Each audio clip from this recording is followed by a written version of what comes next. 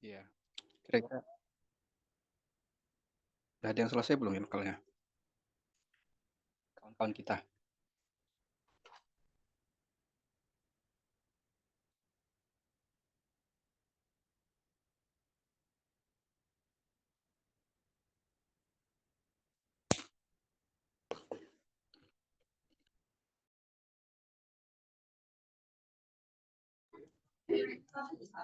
Halo Bang Diva, sudah ada?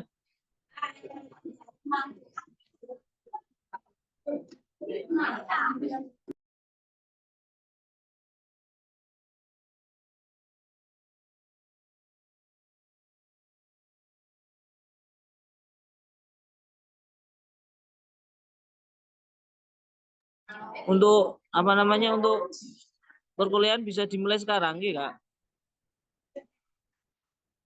Ya Kak, dimulai silakan. Oke, dari kelompok 8.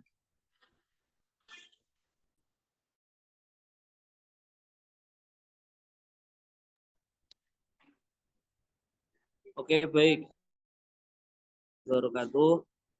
Bismillahirrahmanirrahim. Alhamdulillahirabbil alamin wa bihi nasta'in ala umuri dunya waddin. Shalatu wassalamu ala asrofil anbiya wa mursalin sayyidina Maulana Muhammadin wa ala alihi wa sahbihi ajmain, amma ba'du. Yang saya hormati dosen pengampu mata kuliah metode dakwah Bapak Ustadz Jaki Fikri MAG, yang saya hormati teman-teman semua angkatan 3. Langsung saja untuk kelompok 8 hari ini yang akan mempresentasikan. Langsung saja untuk yang bagian presentasi, silakan Kak Deva bisa presentasi.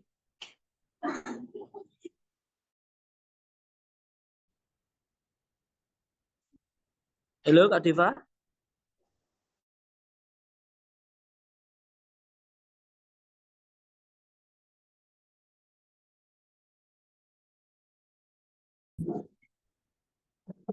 Kak Hamidah atau Kak Asri yang sudah saya share itu di grup.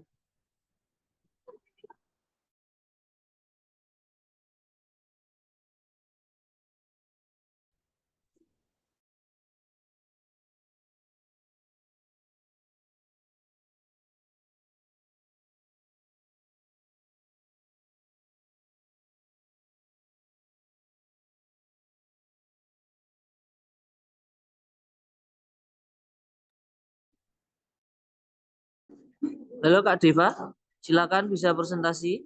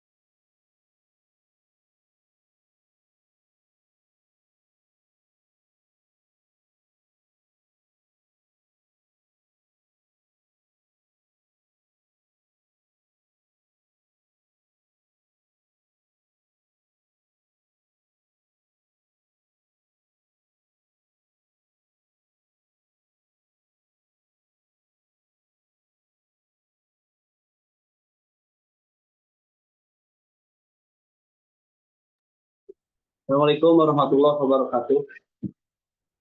Waalaikumsalam warahmatullahi wabarakatuh. Aku pindah sadayana. Terdengar nggak? Ya, maaf ini. Dengar. Sarjo nyala, saya pindah Dengar, tempat dengar. dulu. Berisik.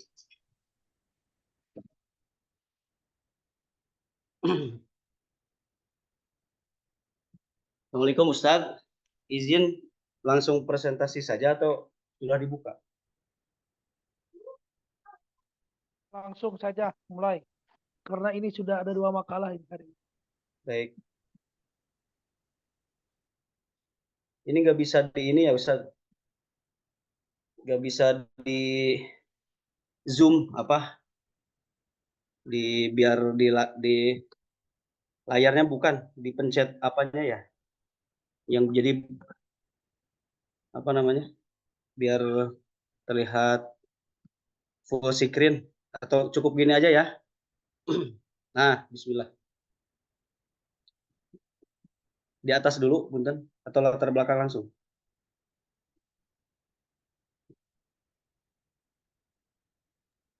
Dari sininya langsung latar belakang. Latar Baik. belakang atau mana? Ada masih atas, di atasnya masih ada kalau nggak salah. Apa nggak usah perkenalan, nggak usah kali ya? Ada kok. Nah, itu dia. Nah, oke.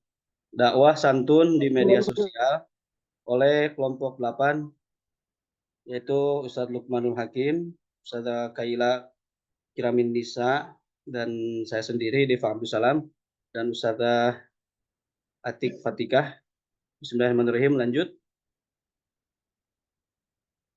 Latar belakang dakwah yaitu mengajak seseorang ke jalan yang benar dan menyampaikan pesan-pesan yang bermanfaat kepada orang lain melalui tatap muka ataupun menyebarluaskan ke media sosial.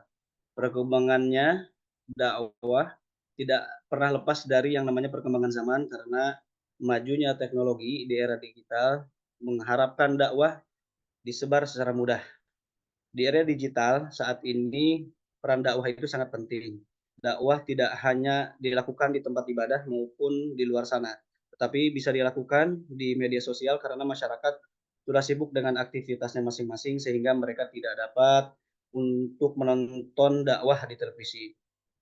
Namun masyarakat punya cara untuk mendapatkan informasi dakwah melalui internet atau media sosial. Rumusan masalah yang pertama, apa peran media sosial dalam dakwah? Apa pentingnya tabayun terhadap informasi? Apa tantangan berdakwah di dalam media sosial? Apa tips-tips bijak dalam media sosial? Kemudian tujuan masalahnya yang pertama, mengetahui peran media sosial dalam berdakwah, mengetahui pentingnya tabayun terhadap informasi, mengetahui tantangan berdakwah dalam media sosial itu sudah dilanjut saja. Peran media sosial dalam berdakwah, semakin berkembangnya kemajuan teknologi informasi, para pendakwah sadar bahwa media sosial bisa membuat terkenal suatu konten yang bermanfaat untuk kepentingan yang baik, sehingga mereka memanfaatkan media sosial sebagai sarana menyebarluaskan atau menyiarkan ajaran agama Islam di dalamnya dengan cara berdakwah. Dan karena banyaknya penggunaan internet di seluruh dunia, sehingga dakwah melalui media sosial ini pun mendapat banyak dukungan dan dapat terus berlanjut. Namun dalam dunia dakwah media sosial membutuhkan konsep yang tepat agar tujuan adanya dakwah tepat sasaran dan dapat diterima dengan baik sehingga dakwah di media sosial menjadi kegiatan yang menyenangkan dan membuahkan hasil yang baik. Di mana tujuan dakwah adalah merubah tatanan kehidupan manusia menjadi lebih baik berdasarkan perintah Allah dan Rasul. Pentingnya tabayun terhadap informasi, kemajuan teknologi informasi yang terus berkembang memaksa setiap manusia untuk menggunakan internet sebagai media untuk mendapatkan berbagai macam informasi. Internet tidak hanya menyajikan informasi formal dan baku, tetapi juga informasi tanpa formalitas, bahkan tanpa kejelasan informasinya. Tantangan media sosial dalam kerukunan, salah satu tantangan utama dalam menggunakan media sosial adalah penyebaran informasi yang tidak valid atau hoax. Hal ini dapat memicu konflik dan memecah belah hubungan sosial. Selain itu, dalam penggunaan media sosial juga sering terjadi pelanggaran, yaitu pelanggaran etika seperti penghinaan, pelecehan, dan penyebaran konten negatif. Hal ini dapat merusak nama baik individu atau kelompok dan merusak kerukunan antar manusia. Untuk mengatasi tantangan dalam penggunaan media sosial, diperlukan kesadaran dan pemahaman tentang etika dalam berkomunikasi di dunia maya. Seseorang harus tahu tentang pentingnya memverifikasi informasi sebelum membagikannya serta pentingnya menghormati dan menjaga martabat orang lain dalam berinteraksi di media sosial. Tips-tips bijak bermedia sosial. Yang pertama, berhati-hati dalam membagikan unggahan, kemudian hati-hati menyebarkan data pribadi, kemudian bijak mengatur waktu online, tidak menyebarkan rahasia pribadi ke publik, kemudian menjunjung etika berkomunikasi. Kesimpulan, di era digital ini, di mana penggunaan media sosial sangat marak di kalangan masyarakat sehingga bisa digunakan untuk hal yang baik, salah satunya media dakwah. Adanya dakwah di media sosial dapat menarik minat masyarakat terhadap dakwah. Dengan kemudahan ini juga mereka dapat mengakses berbagai macam dakwah di waktu kapanpun dan dimanapun. Di samping itu, banyak hal-hal yang harus diperhatikan dan diwaspadai dari media sosial, seperti harus tabayun terhadap segala informasi yang diterima dan bijak dalam media sosial. Terima kasih. Dari saya cukup sekian, mungkin barangkali boleh dilanjut ke moderator atau sebagainya. Ya, untuk untuk Kak Deva, terima kasih. Saya ingin menambahkan sedikit terkait dengan pembahasan tadi terkait dengan materi dakwah santun di media sosial. Jadi untuk terkait dengan dakwah, dengan semakin berkembang majunya teknologi informasi, para pendakwah sadar bahwa media sosial itu bisa membuat terkenal suatu konten yang bermanfaat untuk kepentingan yang baik. Sehingga mereka memanfaatkan media sosial sebagai sarana menyebarluaskan atau menyiarkan ajaran agama Islam dalamnya dengan cara berdakwah. Dan karena banyaknya pengguna internet di seluruh dunia, sehingga dakwah melalui media sosial ini pun mendapatkan banyak dukungan dan dapat terus berlanjut. Namun dalam dunia dakwah, media sosial itu membutuhkan konsep yang tepat agar tujuan adanya dakwah tepat sasaran dan dapat diterima dengan baik, sehingga dakwah di media sosial menjadi kegiatan yang menyenangkan dan membuahkan hasil yang baik. Dari setiap permasalahan yang terjadi pada masyarakat yang bermacam-macam jenis masalahnya, masalah-masalah itu juga bersumber pada setiap perbedaan karakter, daya pikir, dan strata sosialnya. Oleh karena itu, perlu adanya cara menghadapi mereka yang beda-beda. Tidak bisa disamakan cara mendakwai mereka. Sebab jika cara menghadapi berbagai masalah, berbagai macam perbedaan itu sama, maka akan timbul masalah-masalah baru. Oleh karena itu, Allah memberikan petunjuk cara berdakwah menghadapi mereka melalui dalam surat Quran Surah Al-Nahl ayat 125. Allah SWT berfirman bahwasanya a'udzubillahi minasyaitonirrajim, bismillahirrahmanirrahim. Ud'u ila sabili rabbika bil hikmati wal mau'izatil hasanah wajadilhum billati ahsan inna rabbaka wa'lam biman dhalla sabili wa wa'lamu bil muhtadin. Yang artinya, serulah manusia kepada jalan Tuhanmu dengan hikmah dan pelajaran yang baik, dan bantahlah mereka dengan cara yang baik. Sesungguhnya Tuhanmu dialah yang lebih mengetahui tentang siapa yang tersesat dari jalannya, dan dialah yang lebih mengetahui orang-orang yang mendapat petunjuk. Kemudian dalam surah An-Nahl ayat 125 tadi, itu berhubungan dengan perintah Allah tentang bagaimana seharusnya seorang muslim berdakwah. Oleh karena itu, perlulah bagi setiap muslim memahami maksud cara ini yang tepat. Dan cara ini dapat diimplementasikan dalam dakwah di media sosial. Yang pertama, tujuan dakwah di media sosial untuk menjelaskan Islam dan syariatnya. Kedua, bijaksana di media sosial. Tiga, komunikasi yang baik. Yang keempat, respon yang lebih baik. Yang kelima, tidak memaksakan kehendak orang lain. Hal tersebut harus diperhatikan dalam para orang yang ingin berdakwah di media sosial. Terus terkait dengan pentingnya tabayun terhadap informasi. Jadi istilah tabayun ini sering dikaitkan erat dengan penyebaran berita yang belum jelas kebenarannya ataupun sumbernya. Meski pada dasarnya tabayun tidak hanya berhubungan dengan berita. Istilah tabayun ini kemudian menjadi semakin ramai didengungkan, terlebih di tengah kondisi lingkungan masyarakat yang tak pernah sepi dari arus penyebaran berita dari berbagai kalangan. Tabayun merupakan salah satu etika komunikasi massa yang sesuai dengan ajaran Islam dan secara tegas juga diatur dalam Kode Etik Jurnalistik di Indonesia. Tabayun dalam etika tersebut diistilahkan dengan akurasi atau ketepatan atau ketelitian. Tabayun juga bisa diartikan sebagai verifikasi kebenaran informasi. Menurut Jati Wahyuni dalam jurnal bukti, sehingga menurut Jati Wahyuni adalah menuntut seorang penerima berita untuk berhati-hati. Dipastikan lebih dahulu kesahihan beritanya dengan tidak tergesa-gesa sampai benar-benar jelas kebenarannya. Kata tabayun memang sangat banyak pengertiannya, akan tetapi semuanya memiliki titik makna yang sama.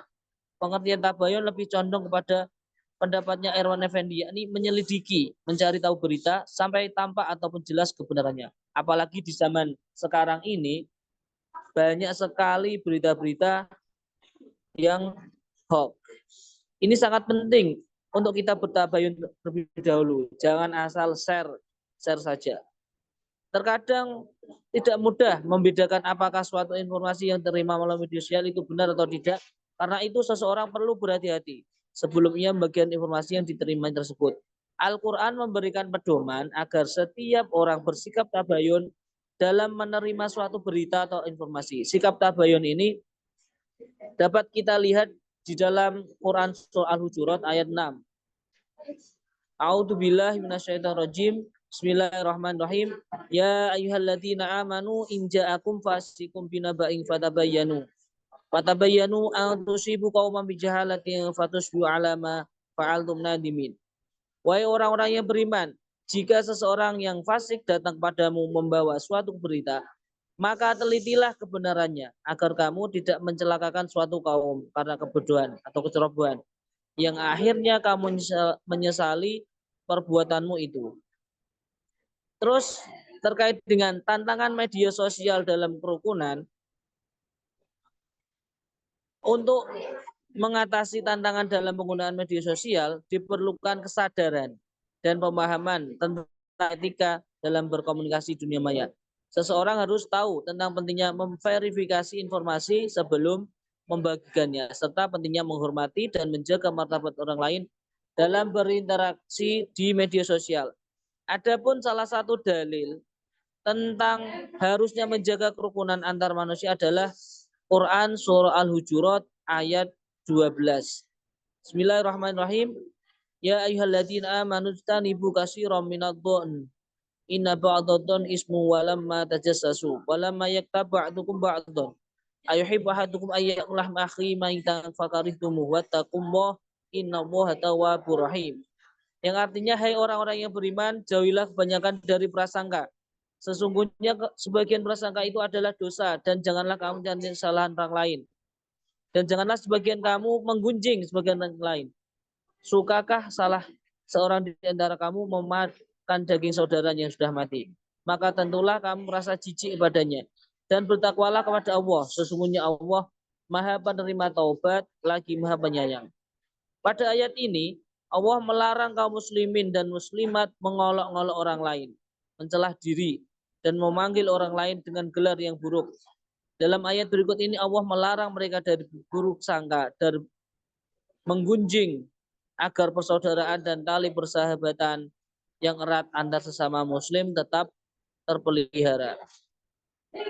Mungkin itu yang bisa saya sampaikan.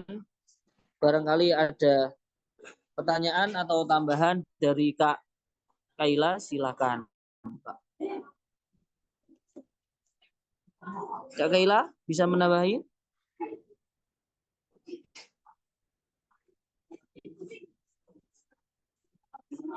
Kalau nggak ada, silakan langsung saja diserahkan ke teman-teman. Barangkali ada pertanyaan atau mau dilanjutkan dulu ke kelompok 9.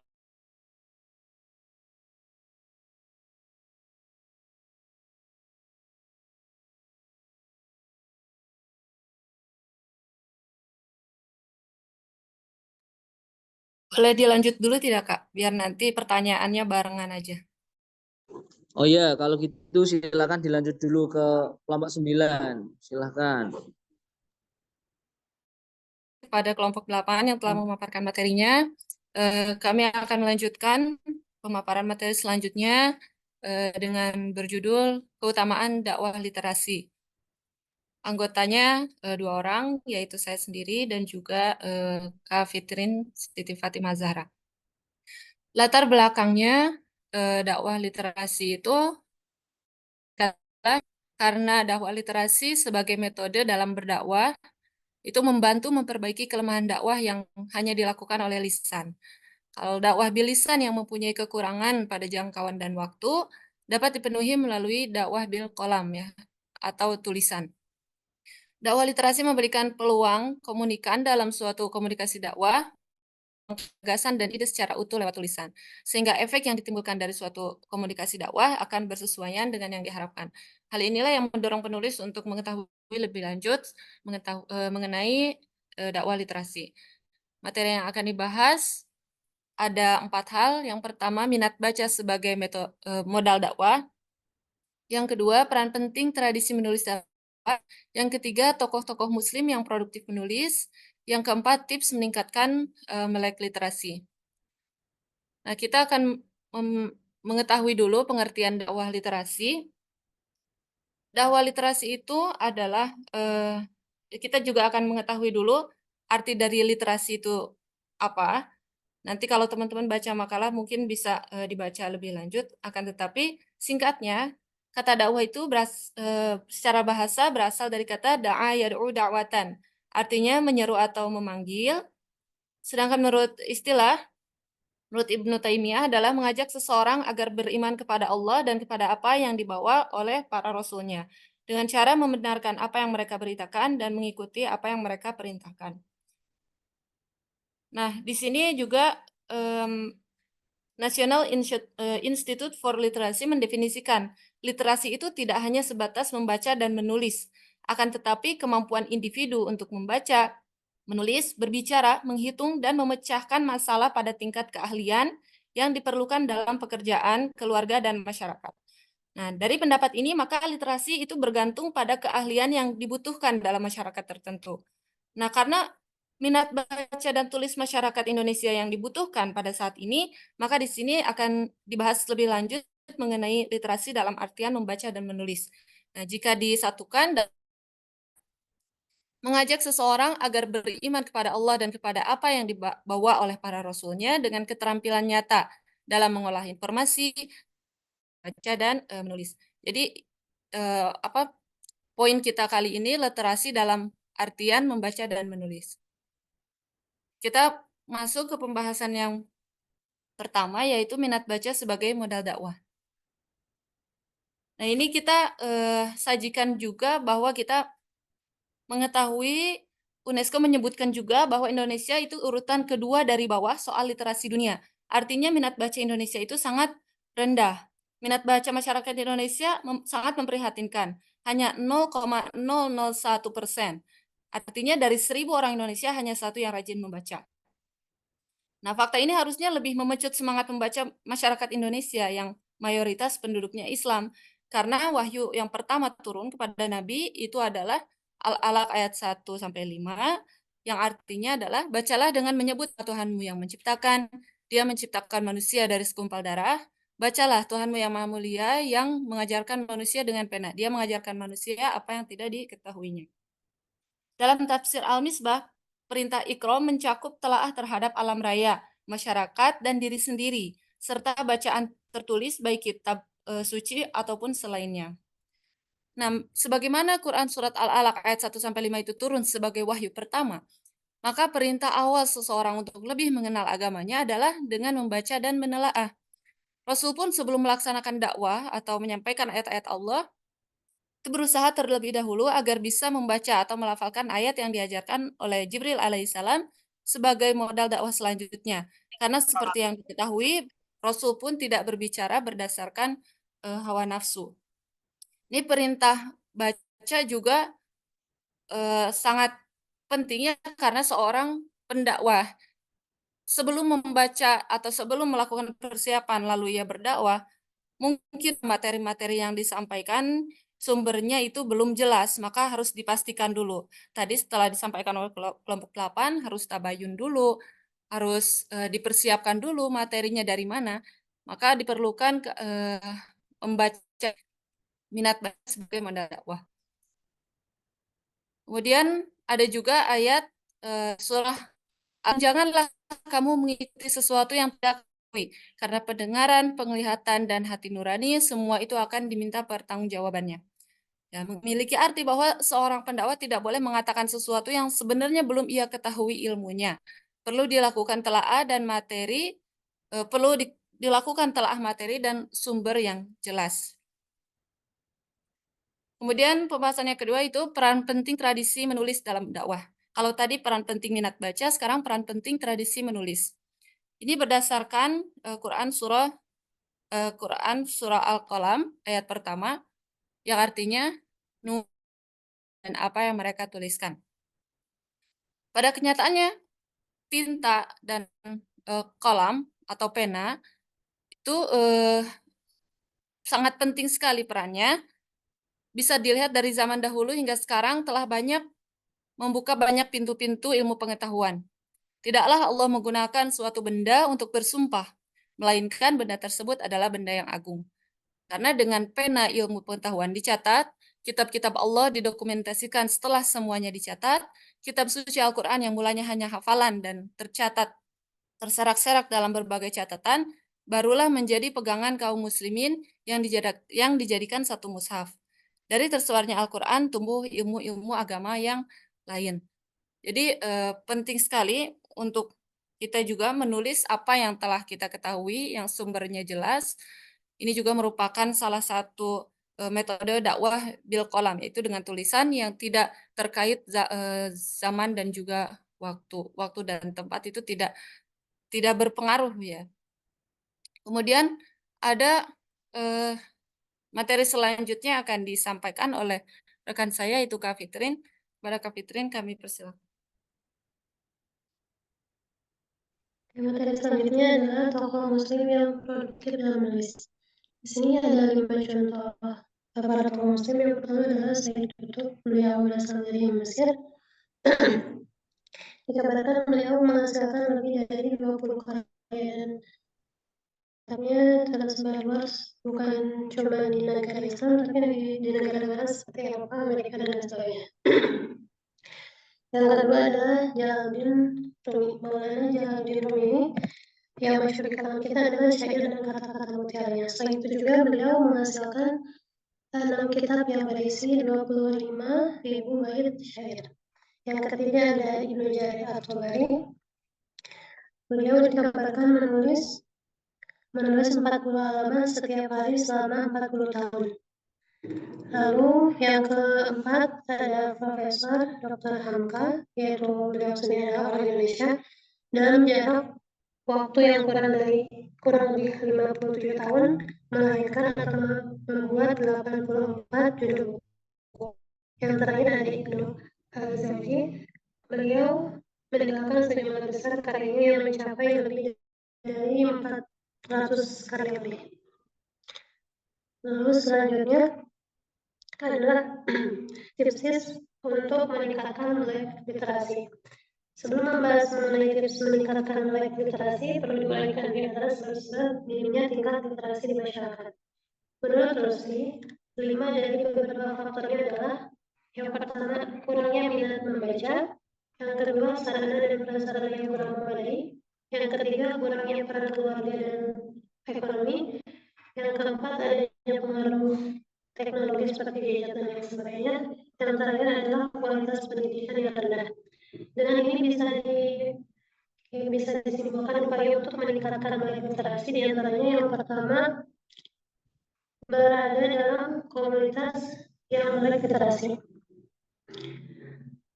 Dan lingkungan yang mendukung literasi akan memaksa seseorang untuk bergelut di dunia yang sama. Sebagaimana sabda Rasulullah, seseorang tergantung agama teman dekatnya, maka hendaknya kalian memperhatikan siapakah teman dekatnya kalian. Seseorang yang berteman dengan penulis cenderung pasti lebih menyukai kosakata baru dan suka menulis juga. Lalu jika posisi kita sebagai orang tua atau pengajar, maka perlu menciptakan lingkungan yang melek literasi sebaik mungkin untuk anak-anaknya. Misalnya dengan mendisiplinkan waktu setidaknya 15 menit dalam sehari untuk membaca, sehingga anak tidak merasa kehilangan peran orang tua dalam literasi. Yang kedua adalah membaca hal-hal yang ringan dan disukai terlebih dahulu. Kurangnya minat baca seseorang bisa jadi juga karena bacaannya yang berat dan membosankan. Seperti anak-anak tentu suka kepada buku-buku yang berwarna gitu. Jadi sebenarnya kita harus menyukai teks bukunya atau tokohnya terlebih dahulu. Bagaimana Allah SWT juga menyuruh seseorang membaca apa-apa yang mudah dalam Al-Quran. Lalu selanjutnya adalah mengadakan bazar buku murah. Bagi orang yang memiliki minat baca yang tinggi, terkadang terbentur dengan harga buku yang mahal. Dengan mengadakan event bazar buku murah ini, siapapun bisa membelinya. Atau murah juga disukai semua kalangan dan biasanya menarik orang-orang untuk datang. Walaupun banyak yang akhirnya tidak membeli, setidaknya mereka bisa membaca sinopsis di belakang buku. Lalu yang keempat, menyediakan sarana dan prasarana. Kurangnya sarana dan prasarana menjadi alasan seseorang kesulitan menemukan sumber bacaan. Hal ini bisa diatasi dengan menyediakan perpustakaan, taman baca masyarakat, mading, dan ketersediaan buku bacaan lainnya, sehingga masyarakat ikut andil dalam membaca. Selanjutnya bisa mengundang tokoh literasi terkenal dan ikut pelatihan. Yang selanjutnya, mengefektifkan teknologi.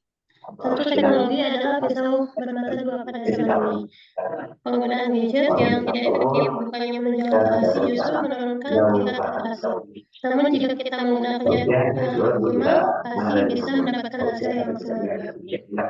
Lalu yang terakhir adalah memberikan penghargaan bagi pembaca atau penulis terbaik. Tambahannya adalah dengan memberikan penghargaan, siapapun senang dihargai. Hal ini bisa dilakukan untuk membuat masyarakat senang membaca dan menulis, baik bagi orang tua atau memberikan apresiasi adalah hal yang baik sehingga anak didik akan termotivasi untuk mendapatkan penghargaan itu kembali kemudian hari. Dakwah literasi adalah mengajak seseorang agar beriman kepada Allah dan Rasul-Nya dengan keterampilan nyata dalam mengolah informasi dengan membaca dan menulis. Perintah Allah bagi umat Islam untuk mengenal dan menyebarkan agamanya adalah dengan membaca dan menelaah seperti yang disebutkan dalam Quran Surat Al-Alaq 1-5. Pendakwah dengan minat baca yang tinggi akan memberikan pesan dakwah yang berkualitas juga. Sedangkan pendengar dengan minat baca yang baik akan terbebas dari berbagai berita yang tidak relevan atau hoax. Tulisan bisa melengkapi kegiatan ceramah dalam menjangkau jangkauan dan waktu yang lebih luas. Dengan tulisan ilmu dan kitab-kitab hadits, termasuk Al-Quran yang kini menjadi mushaf. Juga pemikiran para ulama dan mujtahid dapat dipelajari serta diketahui pada zaman sekarang ini melalui tulisan-tulisan. Tokoh-tokoh Islam yang produktif menulis diantaranya Sayyid Qutb. Salah satu karyanya adalah Asyati Al-Majhul, yang kedua Maulana Jalaluddin Rumi, salah satu karyanya adalah Fihi Ma Fihi, yang ketiga Ibnu Jarir At-Tabari, karya tulisannya adalah Tafsir At-Tabari, yang keempat Profesor Dr. Hamka, salah satu karyanya adalah Tafsir Al-Azhar, Yang Abji salah satu karyanya Zad al-Masir fi Ilmi at-Tafsir. Lalu tips-tips meningkatkan melek literasi. Seperti yang disebutkan, yang pertama berada dalam komunitas yang melek literasi, lingkungan yang melek literasi. Yang kedua membaca hal-hal yang terlebih dahulu. Yang ketiga mengadakan bazar buku murah. Yang keempat menyediakan sarana dan prasarana. Yang kelima mengundang tokoh literasi terkenal dan mengikuti pelatihan. Yang keenam mengefektifkan teknologi. Yang ketujuh memberikan penghargaan bagi pembaca atau penulis terbaik. Dari kelompok kami, jika ada tambahan koreksi ataupun pertanyaan, mungkin boleh dari teman-teman.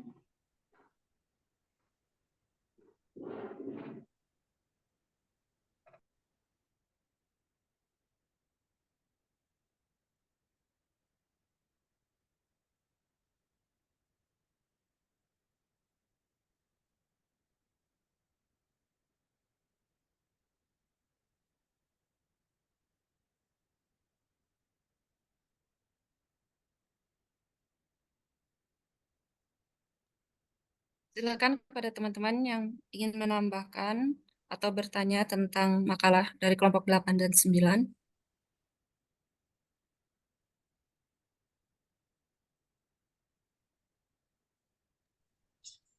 Izin bertanya, Mbak. Iya, silakan. Terkait dengan kelompok 8 dulu, saya mau bertanya terkait dengan dakwah santuy di medsos seperti itu ya. Mungkin bisa diberi contoh terkait dakwah santun di medsos, mungkin akun-akun medsos apa saja yang melakukan dakwah santuy tadi ya, biar mungkin bisa buat referensi kami juga dalam belajar agama Islam seperti itu. Akun-akun apa saja yang yang menjalankan dakwah santun tadi mungkin. Nah, kemudian untuk kelompok 9 terkait dengan literasi tadi, terkait dakwah literasi itu maksudnya dakwah bukan membahas agama atau membahas agama ini yang dakwah literasi itu aja sih. Mungkin apakah dakwah tentang ilmu umum atau ilmu agama seperti itu. Terima kasih, Mbak.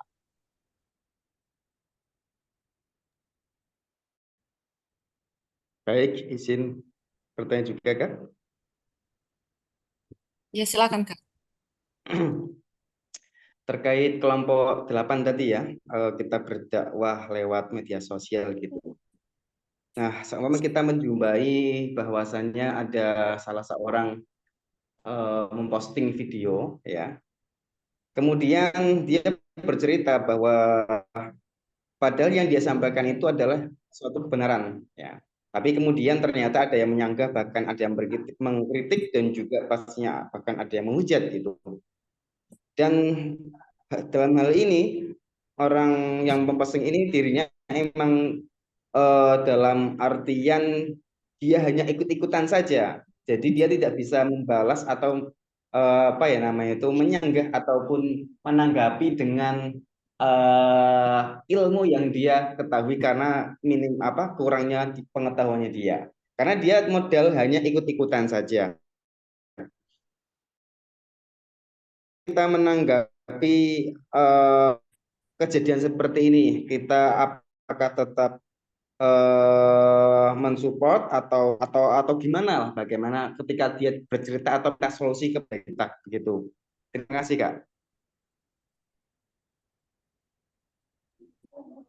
Ada yang nyatet nggak kelompok 8?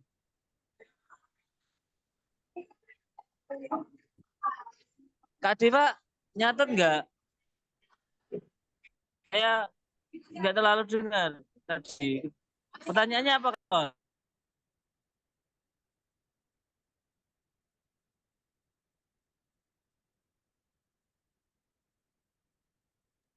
Pertanyaan untuk kelompok 8 sepertinya Kak, link-link atau media sosial mana yang kira-kiranya melakukan dakwah secara santun gitu. Contohnya media sosial dalam link yang mana atau situs yang mana biar bisa ngambil pelajaran dari situ.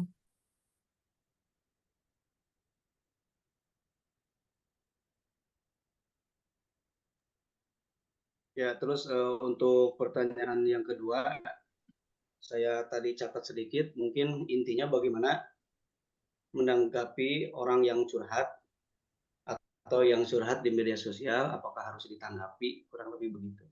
Dan kemudian nanti banyak orang yang netizen yang menanggapi atau menjawab dengan sepengetahuan mereka tanpa informasi yang kurang valid begitu barangkali yang kedua. Yang itu masih dipertanyakan di kelompok 8.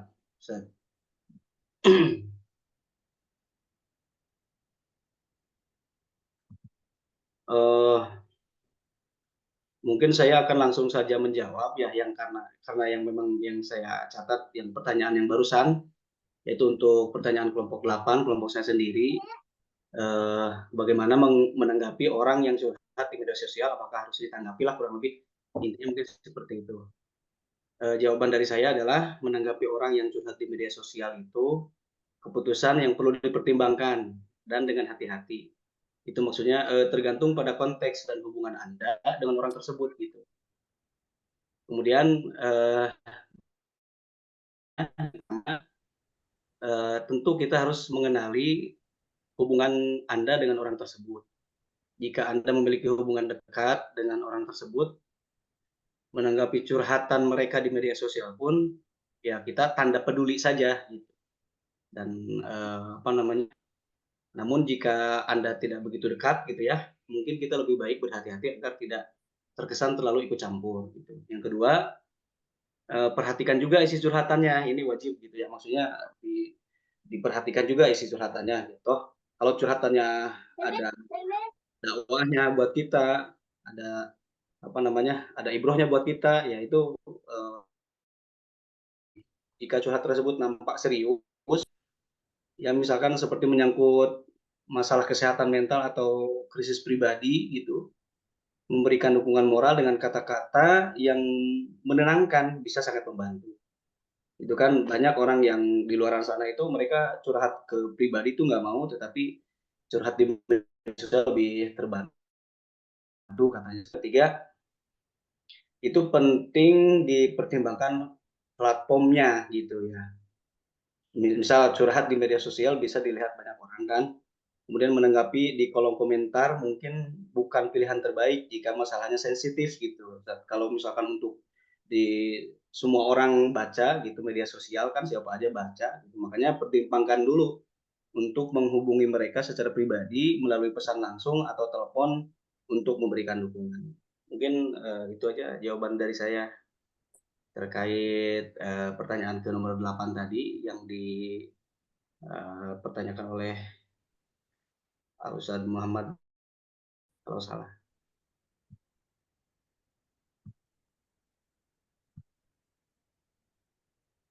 Mangga yang lain boleh menambahi atau memberikan pertanyaan selanjutnya barangkali atau menjawab pertanyaan yang tadi. Ada 2 pertanyaan lagi yang belum terjawab. Ke kelompok 8 sih ada 1 lagi barangkali. Silakan. Baik, untuk pertanyaan yang dilontarkan untuk kelompok 9, tadi yang dimaksud dakwah literasi itu seperti apa sih singkatnya gitu ya? Apakah hanya dalam urusan agama saja? Jadi dakwah literasi itu intinya adalah dakwah dengan cara membaca dan menulis gitu ya. Dakwah itu apa tadi definisinya menyeru kepada jalan Allah dan Rasul-Nya. Memang identik dengan agama, akan tetapi sebenarnya karena agama Islam itu luas, jadi tidak hanya sekedar agama gitu, bahkan orang yang menulis materi tentang matematika, misalkan, jika diniatkan karena Allah Subhanahu wa Ta'ala, supaya dia misalkan bisa menghitung apa gitu ya, menghitung zakat misalnya. Nah, jika diniatkan untuk itu, maka itu juga termasuk dakwah literasi. Gitu. Jadi tidak hanya agama saja topiknya, akan tetapi di ilmu pengetahuan lain selama itu mengajarkan kebaikan dan diniatkan karena Allah, maka tulisan tersebut bisa dianggap sebagai dakwah secara literasi atau dakwah bil qalam. Begitupun dengan kegiatan membaca. Membaca jika diniatkan untuk Allah Subhanahu wa taala, untuk bekal menyeru kepada Allah Subhanahu wa taala, kemudian dia membaca, itu pun termasuk dakwah literasi. Insya Allah mungkin seperti itu jawaban dari kelompok 9. Ya berarti dakwah itu nggak melulu soal urusan agama berarti ya, Pak. Berarti bisa terkait urusan-urusan yang lain berarti ya. Ya, betul Kak. Sesuai yang pernah kita pelajari di materi tafsir Tabaweh, bahwa di antara materi pendidikan Islam itu tidak hanya akidah, syariat, dan juga akhlak, akan tetapi ada ilmu biologi, ilmu fisika, misalkan seperti itu. Oke. Terima kasih.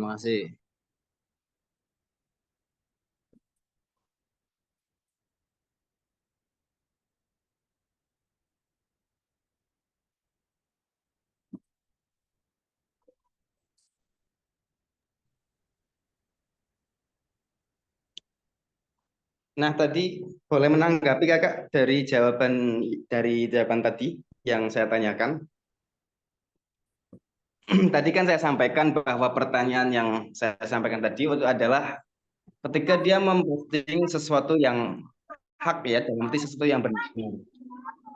Dalam artian dia mungkin dakwah di medsos. Ambil contoh mungkin di TikTok lah ya, yang sedang rame gitulah ya.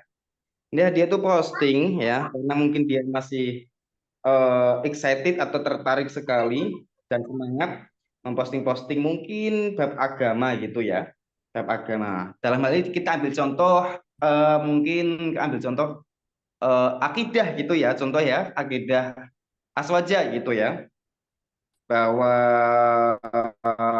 Allah Subhanahu wa taala adalah zat yang tidak ada yang menyamainya, bahwa Allah tidak punya tangan, tidak punya mata, dan tidak punya sesuatu yang menyerupainya gitu, tidak seperti makhluk gitu.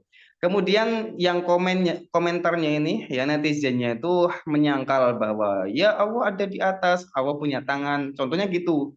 Nah, apakah itu hanya dilihat saja, nggak perlu ditanggapi? Khawatir bisa jadi karena dia itu sudah terkenal, Kakak ya.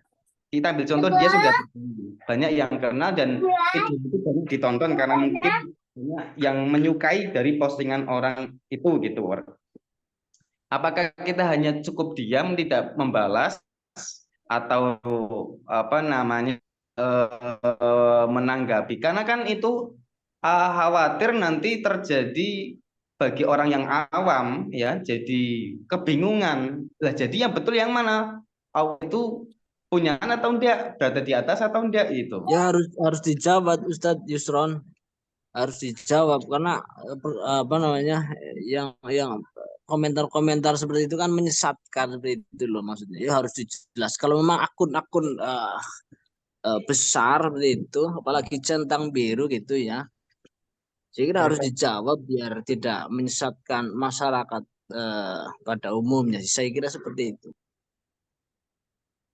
Ya, terima kasih berarti ya. Jadi kita tetap harus juga dalam artian aktif juga berarti ya, tidak hanya sebatas posting-posting saja berarti kan, harus ada tanggung jawab di dalamnya gitu. Karena memang masyarakat awam itu kan 90% lah seperti itu. Saya kira perlu penjelasan lebih detail. Kita juga dalam buat konten juga harus secara jelas seperti itu biar kemudian komentar-komentarnya juga tidak terlalu apa namanya ya, terlalu sesat lah seperti itu. Berarti metodenya yang santuy ya, kayak tadi ya. Santun Ustadz, santun, sorry. Santuy itu lebih nyantai kali. Ya boleh. Ya, santun itu ya bisa menanggapi dengan tetap tenang dan sabar meskipun kadangkala mereka itu yang punten masyarakat awam itu tidak mengetahui, tiba-tiba berkomentar, kemudian ya kita pun satu tetap tenang dan sabar, kemudian gunakan bahasa dan yang sopan. Dan yang paling penting betul kata Ustadz barusan, berikan penjelasan atau fakta yang jelas, yang valid dari kitanya gitu, Ustadz. Agar mereka itu tergiring kepada kita supaya mau ikut kita, gitulah kurang lebih seperti itu, Ustadz. Ya, baik. Terima kasih, Kak, ya. Terima kasih. Ya, sama-sama, Ustadz. Terima kasih.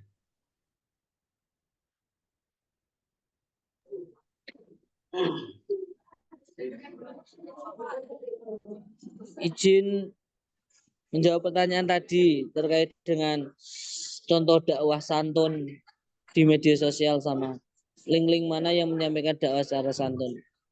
Jadi banyak sekali ya yang kita temui di media sosial contoh-contoh dakwah santun ataupun link-link. Saya berikan contoh, bisa dilihat contoh kajian kajiannya Gus Miftah atau Gus Kausat, Gus Ikdam. Itu contoh-contoh dakwah santun yang itu kalangan masyarakat luas bisa menerimanya. Jadi untuk masalah dakwah yang harus diperhatikan itu ya cara penguasaan dakwah tersebut dan bisa mengetahui apa yang disampaikan tepat sasaran terkait dengan materi-materinya. Contoh kayak Gus Ikdam itu.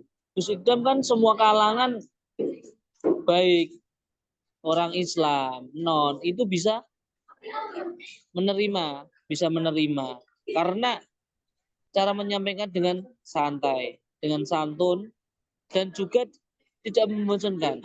Untuk sekarang ini terkait dengan dakwah di media sosial itu kalau dibarengi dengan majelis-majelis kayak sholawat dan nanti ada ngajinya itu sangat relevan sekali untuk zaman sekarang. Soalnya apa? Ketika ada majelis sholawat dan di dalamnya ada ada kajian, ada yang ada kitabnya, itu orang-orang banyak yang datang. Di satu sisi sholawat dan juga banyak sekali manfaatnya. Contoh linknya banyak, ada kajian Gus Baha, ada kalau Habib banyak Habib Jindan, ada Habib Taufik atau Baharun, juga Habib Novel, kajian di Solo, Habib Lutfi, banyak sekali itulah link-link dakwah yang cara santai.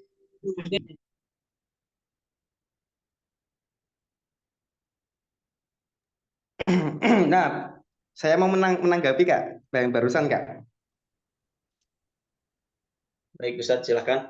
Nah, itu kan bagi kita-kita yang tahu lah ya, yang mana link-link yang benar, ya, link-link yang dalam artian tanda kutip tidak menyesatkan. Tapi yang kita tahu ya, yang kita tahu bersama bahwa sekarang itu di media sosial itu sudah terlihat dalam artian kayak terjadi perang media sosial gitu antara paham satu dan paham yang lain. Jadi kita masyarakat awam itu banyak yang tidak tahu.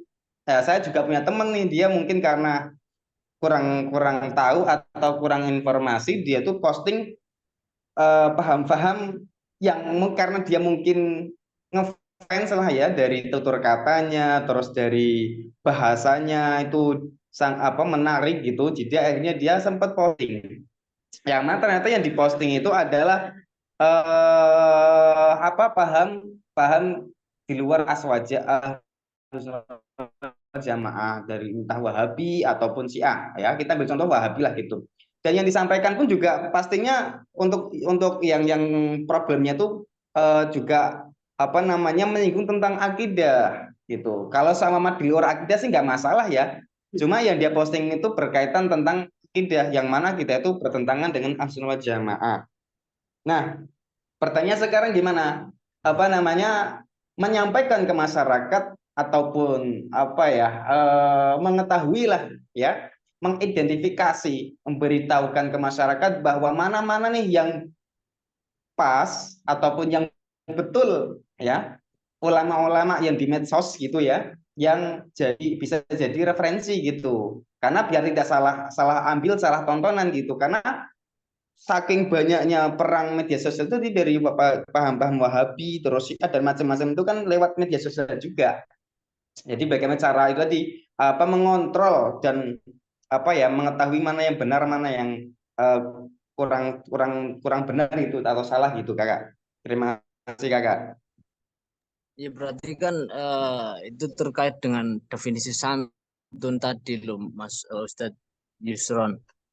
Definisi santun itu apa sebetulnya? Karena memang mohon maaf ada beberapa kiai, konten-konten seperti Gus Ikdam, Gus Kausar juga beberapa momen dia juga mohon maaf menggunakan bahasa yang menurut saya agak terlalu jauh juga ya, ada goblok, ada tolol dan sebagainya. Itu kan berarti kita masuk kepada definisi santun itu sendiri itu apa? Apakah dia itu ramah anak atau apa seperti itu? Sehingga kemudian makanya pertanyaan saya adalah akun mana dari medsos mana yang mungkin bisa menjadi rujukan kita dalam mengambil ilmu agama di medsos seperti itu. Tadi kalau kata Ustadz Yusron itu kan tadi terkait isinya tadi ya, apakah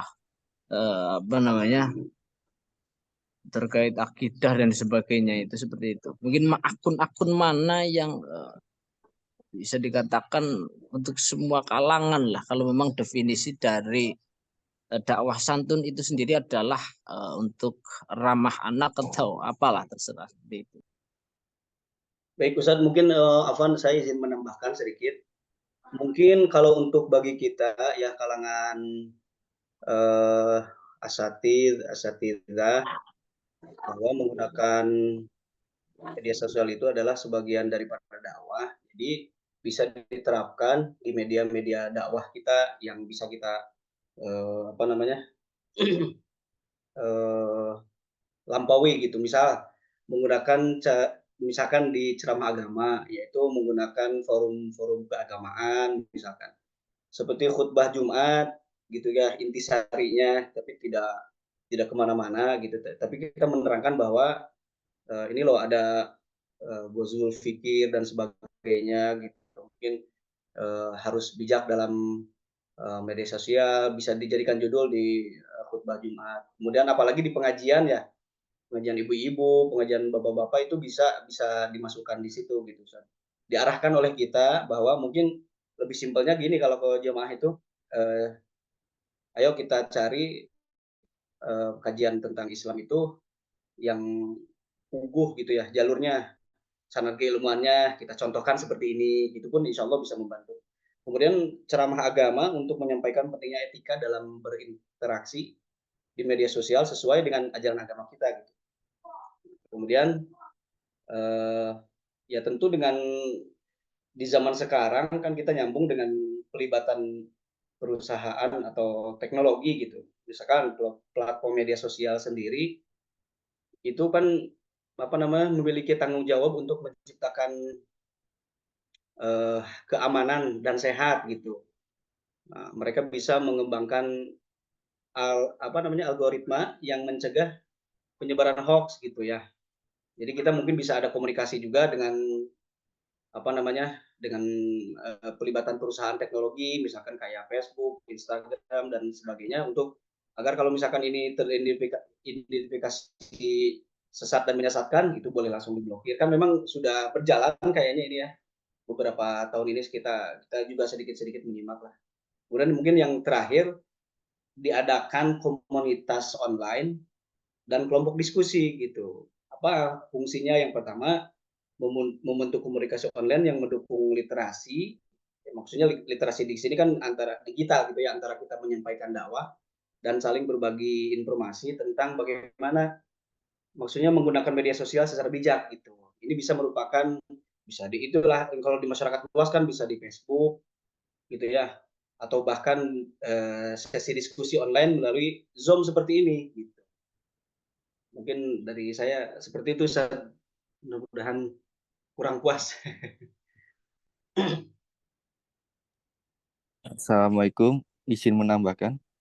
Waalaikumsalam, Ustaz, Pak Ustaz.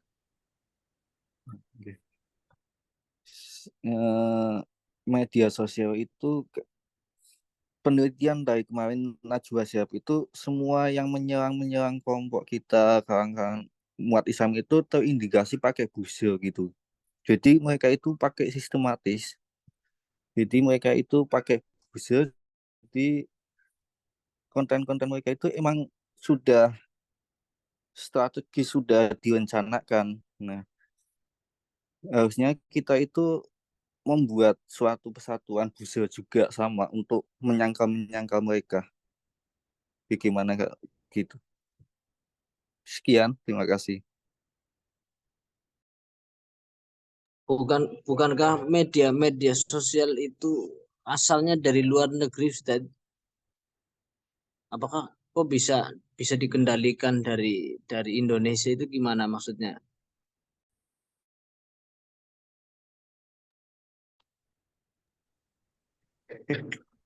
Bukannya media sosial emang buatan luar negeri ya, Kak? Maksudnya buzzer, makanya. enggak, maksudnya buzzer itu tadi apa maksudnya? Gini loh, jadi terkait dengan pertanyaan Kak Aminun tadi. Jadi untuk di media sosial sekarang yang nampak, yang paling yang nampak di media sosial itu kalangan minhum. Kalau saya menyebutnya itu kaum wahabi kalangan minhum. Jadi kalau kalangan minhum itu kenapa itu selalu berada di posisi atas? Itu karena dia pakai kayak semacam buzzer. Jadi ada yang mengendalikan. Jadi mereka itu dibiayai dari Timur Tengah. Kalau saya pernah dengar Disuruh itu posting gitu untuk maksudnya. yang di postingan-postingan itu, misal contoh ziarah kubur nggak boleh, mendoakan orang yang sudah mati tidak sampai. Ya cara dakwahnya itu dengan santun, pakai kekerasan tidak apa. Tapi terkait dengan pemahaman mereka, dia itu pemahamannya kembalinya ke Al-Quran hadis, ya kalangan-kalangan Wahabi Syiah tersebut. Dan untuk salah satu untuk yang menangkal, ya kita mencoba atau yang sudah ahli itu mengimbanginya dengan cara apa, mereka menyampaikan pemahaman mereka. Kalau menurut kita keliru, ya kita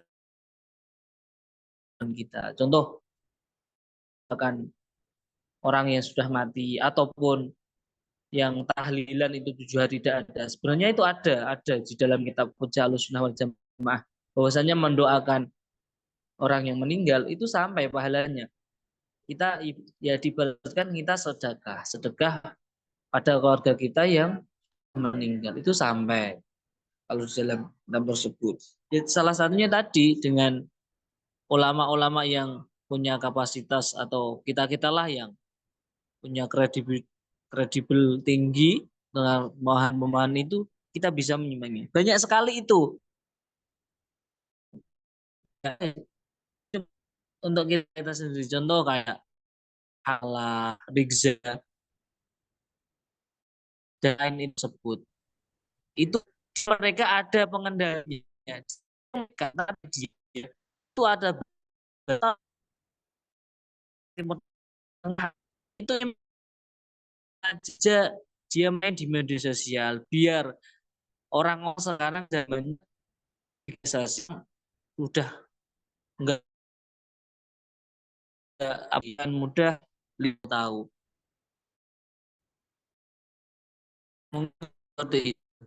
Untuk dengan link-link soal gini,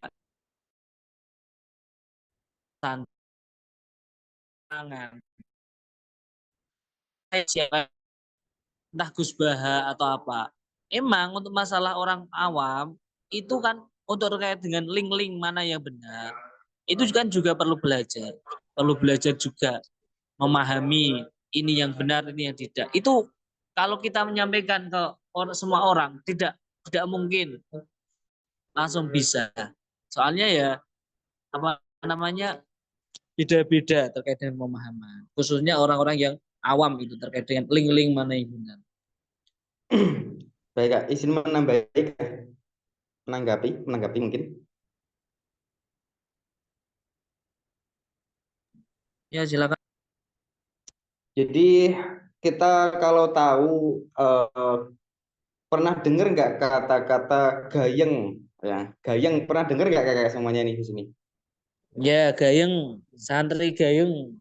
Yes, betul. Santri Gayeng itu yang pelopornya yang mendirikan itu dari Pondok Al Anwar, Sarang, Mbah Yai Mamun, almarhum ya, Bapak Mamun Sugir itu. Itu Itu adminnya Gus Rumail Abbas itu yang yes, sekarang isu yes, nasab betul. Alawi itu. Jadi Jepara. salah satunya juga itu tadi untuk menangkal paham-paham yang di luar aswaja, maka didirikanlah Gayeng. Salah satu adalah ini yang saya tahu ya dari orang-orang yang di sana gitu. Itu emang satu menangkal untuk apa ya kayak jadi bandingan gitu loh, jadi perbandingan lah gitu ke masyarakat melalui contoh yang kita kenal Gus Baha, terus Gus Ubab dan masyayikh-masyayikh dari Sarang. Itu salah satunya itu tadi melalui media sosial di share, terus gunanya itu tadi untuk untuk itu menandingi lah bahasa itu sebagai perbandingan kayak melawan buzzer gitu. Nah, itu yang mungkin yang saya jawab dari pertanyaan tadi Kak Muhammad Zuhair mungkin ya tadi ya. Kalau buzzer terus kita apakah buat buzzer itu juga perlu Iya, Kak karena itu Sa- tadi sebagai perbandingan itu tadi perbandingan ke masyarakat bahwa ternyata bisa loh kita lawan walaupun mereka punya power kekuatan karena kalau kita pernah lihat ya apalagi di media sosial itu kan emang pendirinya pemiliknya itu CEO-nya kebanyakan dari kaum Yahudi. Barang iya pastinya kalau orang Yahudi kalau orang-orangnya dia pasti akan di bahasanya itu FYP kalau sekarang ya akan di FY kan FYP kan gitu. Jadi dinaikkan terus gitu. Sedangkan yang bandingannya dalam arti di luar tujuan mereka pastinya akan diredupkan. Lah bagaimana caranya biar naik? Lah kita harus tahu algoritmanya tuh algoritma media sosial entah YouTube atau TikTok ataupun lainnya gitu melalui mungkin bisa di-share atau like ataupun komen gitu Kak. Jadi ketika ada posting-postingan yang bermanfaat, bisa kita share, bisa kita like ataupun bantu komen biar apa? Bisa menandingi nih apa biar terangkat, biar FYP menandingi ke yang lain-lain. Malahan sekarang itu algoritma yang saya tahu itu yang TikTok itu yang untuk yang FYP yang apa namanya? Yang dalam arti yang positif itu malah kebanyakan malah nggak FYP. Yang FYP itu malah yang kebanyakan yang banyak dalam artian tanda kutip kurang bagus, kurang mendidik. Nah, jadi nanti kita juga akan pastinya ada apa namanya harus tahulah filter ya filter ke teman-teman mungkin disampaikan ke teman-teman keluarga saudara ataupun jamaah kita lah gitu santri kita semuanya bahwa harus tahu mana yang bisa diambil yang baik mana yang enggak gitu loh. Terima kasih Kak. izin Kemudian juga menambahkan apa itu tadi ustadz-ustadz di media sosial mungkin bisa ditampilkan Kak dalam arti disebutkan nama-namanya biar teman-teman kita semua biar tahu gitu mungkin ada yang belum tahu ya pastinya sih sudah banyak yang tahu tapi bisa jadi ada yang belum tahu Kak mungkin yang dari golongan Wahabi, Syiah dan yang lainnya gitu yang viral lah bahasa dalam arti gitu karena biasanya yang hype atau yang tinggi itu ya itu tadi nama-nama yang sudah punya nama atau verified ya gitu yang centang biru itu yang harus kita dalam arti tandai gitu loh yang kita harus ketahui bahwa dia itu apa namanya menyampaikan paham-paham yang tidak sesuai dengan Ahlussunnah Jamaah gitu Kak bisa disebutkan nama-namanya gitu terima kasih. izin menambahkan.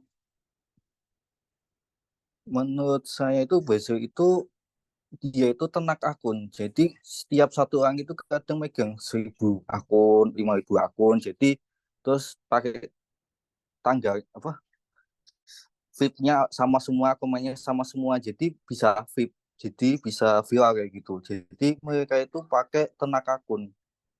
Yang satu orang itu bisa pegang 10.000, 5.000 kayak gitu. Sekian, terima kasih. Oke.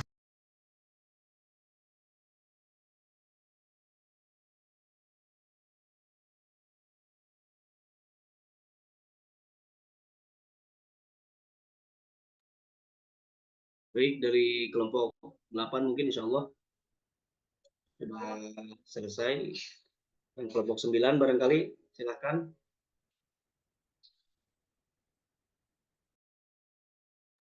Cukup saja, Kak.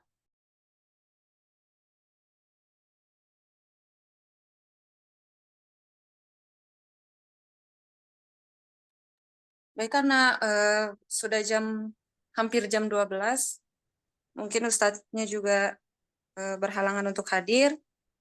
Kami kelompok 9 mengucapkan mohon maaf apabila ada kesalahan dan terima kasih atas perhatiannya. Kita tutup dengan doa kafaratul majelis. Subhanakallahumma wa bihamdika asyhadu an la ilaha illa anta Astaghfiruka wa atubu ilaik. Terima kasih. Assalamualaikum warahmatullahi wabarakatuh. Waalaikumsalam warahmatullahi wabarakatuh. Jangan lupa untuk pertanyaannya ditulis dan distorkan kepada ketua supaya nanti dosen bisa membahas. Terima kasih.